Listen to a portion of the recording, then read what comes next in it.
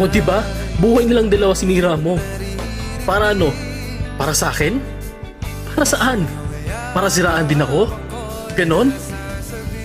Oh, now I get it. Teka lang. Kaya pala may biglang friend request ako from a hot chick. At yung nagpa-deliver? Yung babae? Yung may sakit? Diba? Oh, wow!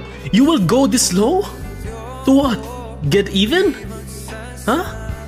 Ano, sisiraan mo ako dahil marami nang kumakampi sa akin. Dahil nakikita nila kung gaano katigas yung puso mo. My God, Callie! At tagal-tagal na nun! Pero yung matagal na yun, nandito pa rin.